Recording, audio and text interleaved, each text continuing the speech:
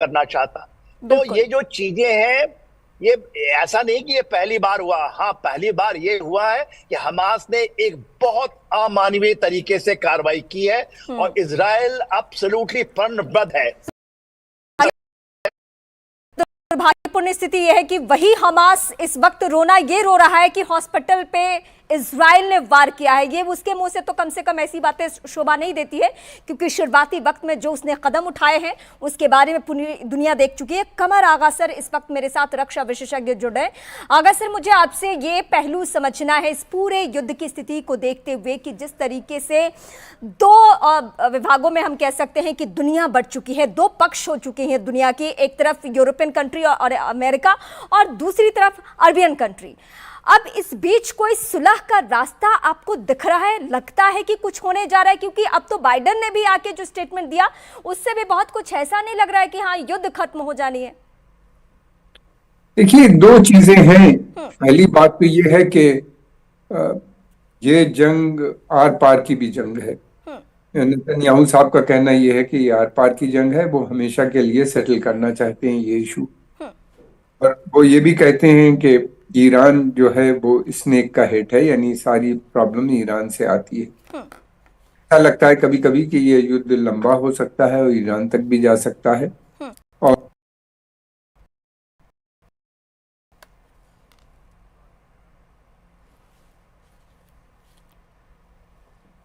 Sir अब अपनी बात पूरी कीजिए।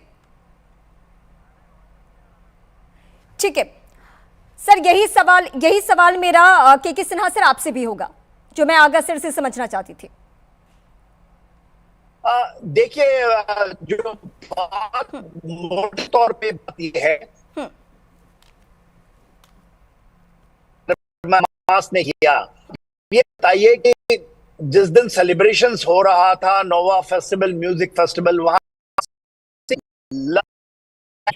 लेट्स ज्वाइन टुगेदर का नारा के साथ लोग कर रहे थे। वहां पर आके 262 लोगों को मारना, रेप करना, उनको बच्चों को पकड़ के ले जाना, 199 प्रिजनरों को ले जाना, ये जो क्रूर है, इसके सारी दुनिया की सब लीलें फेल होती हैं। देखिए, या तो आप इस अमानवीय चीजों को और क्या डिमांड है, क्या कह रही है सभ्य दुनिया, जिसमें भारत भी खड़ा है, कि हम इजराइल के लोगों के साथ में जिसके ऊपर त्रासदी आई है, तो वो कहते हैं कि हमास को हम खत्म करेंगे, ये हमारा प्रण है। और ये यदि प्रण नहीं पूरा करते हैं, और हमास की देखिए 5,000 कुछ लोग हैं, उसके बाद कहते हैं कि नहीं ये बढ़ करके 10,000, अभी 40,000 वो क्लेम करता है, मगर ये बहुत छोटे हैं। जो वहां पर 23 लाख लोग हैं, उनको इसके पहले भी प्रताड़ित करके वो अपनी सत्ता को चलाता चाहता है। ये जो total take over by terrorist organization of a strip, तो उसको खत्म करना तो पूरे विश्व की जिम्मेवारी है।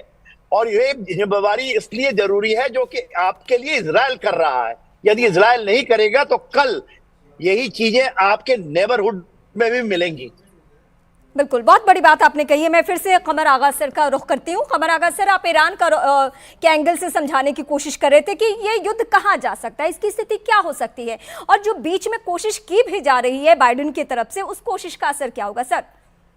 देखिए, कई चीजें हैं, ये इतना सिंपल नहीं है कि आप ब्लैक एंड व्हाइट में इसमें अरब पब्लिक ओपिनियन बिल्कुल खराब है।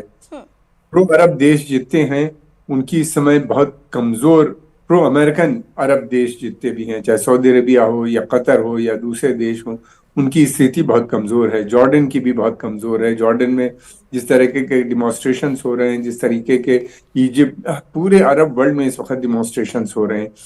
जो अरब हमेशा से सपोर्ट करते थे अमेरिका को, जो इजराइल के साथ जिनकी अच्छे संबंध भी हैं, उनको भी दिक्कत हो रही है कि इस समय किस तरह से वो सपोर्ट करें। कोई हमस को नहीं चाहता, न सऊदी चाहते हैं, न यूएई चाहती है, और ना ही जॉर्डन चाहता है। ये सबके लिए खतरा है। लेकिन ये कि पब्लिक ओपिनियन जो वहाँ की है, अरब एक है, वो उनकी एक भाषा है, उनका एक कल्चर है, उनका एक मानना है, एक तरह के कपड़े पहनते हैं, और दूसरी बात ये कि अरब जो हैं अधिकतर एक ही धर्म के मानने वाले हैं। तो ये बड़ी समस्या खड़ी हो गई है उन देशों के लिए भी जो इनकी है।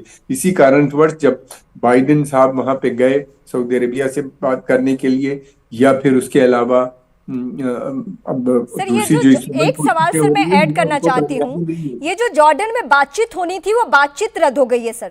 तो एक जो और उम्मीद थी कि शायद अरबियन कंट्री से बात हो और बात के बाद कोई रास्ता, कोई विकल्प तैयार हो, वो बातचीत भी रद्द हो गई है सर। मुझे नहीं लगता कि अरब इस समय मदद कर पाएंगे अमेरिका